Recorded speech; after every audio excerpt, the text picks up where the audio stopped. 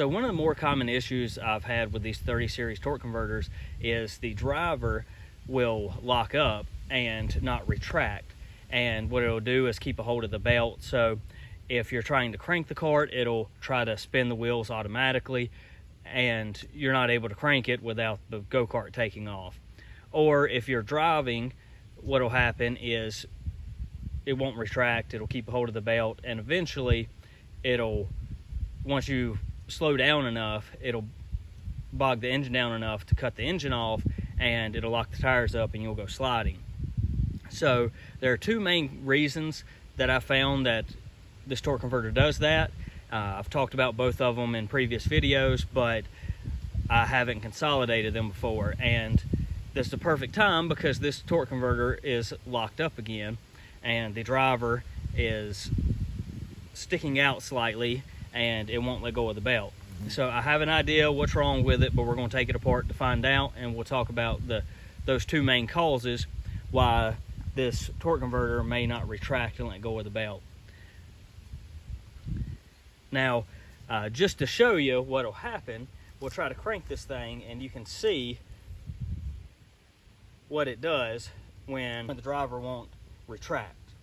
So if you look, try to crank it and it automatically starts spinning the tires. The go-kart tries to take off. And if you see, the tires are locked up and they won't spin freely when I'm even just trying to drag across the ground.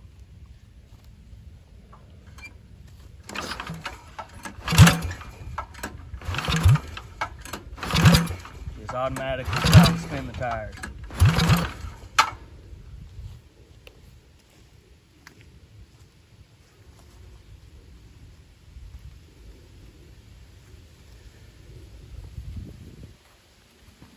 And if you look here, normally the inside of the driver there retracts back behind the housing, but now it's just sticking out slightly and it's still got that belt engaged. So let's take this driver off, and I am going to bet one of the garter springs are broken.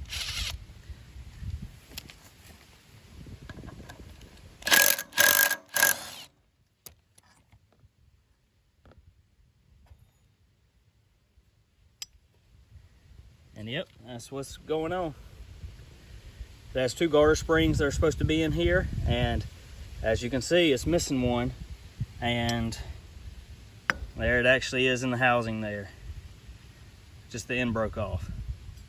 And I've had this happen quite a few times with these eBay, Amazon 30 series torque converters. I'm not sure why it happens, but I have found that to be one of the weak points of it. So they're pretty easy to get on, and you can buy replacements.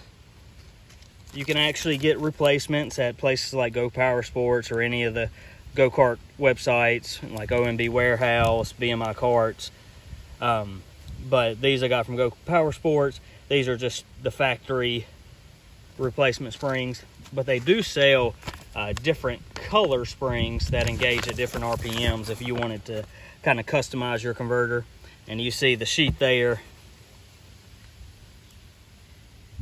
with the corresponding springs and what RPM they engage at and with what weights they engage at that RPM. But we're just going with some factory replacement ones. We're going to pull the weights off here because I need to get to the back portion. And essentially what you do is you just roll the spring over the weights here. You got to be careful. Sometimes with one spring on, the weights will just kind of cave in on themselves and that spring will come off too, but we're going to take the weights off so we can get to the back.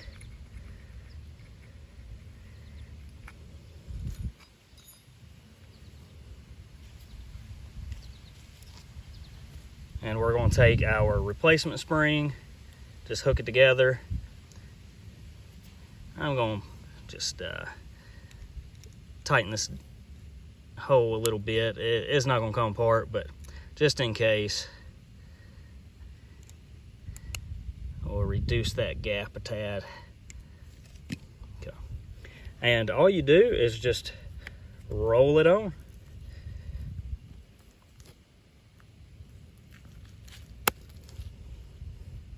And that's it. That's all it takes to repair it. We'll put our weights back on the back plate. Just push it down.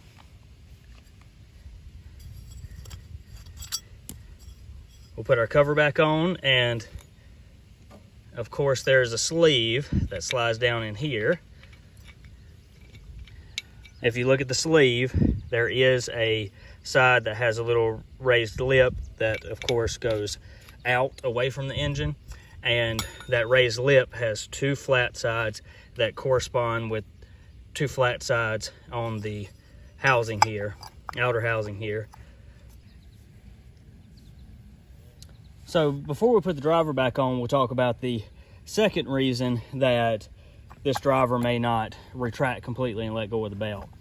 I've talked about this in another video and jokingly called it the ring of death, but normally there is this brass bushing that sits on this little backing plate and allows the belt to spin on that plate without grabbing it at idle. Now, I've had this happen a couple times, and in all honesty, I'm not the best at maintenance on these carts because I have quite a few. I'm busy at times, and sometimes I just want to get on and ride, and I don't think about, you know, lubing a bushing or anything like that.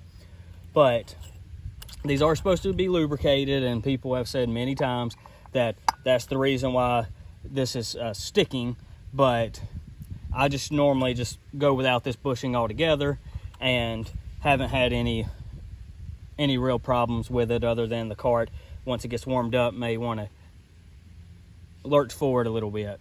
But it's just something I deal with to have the convenience of not having to do constant maintenance on this little bushing.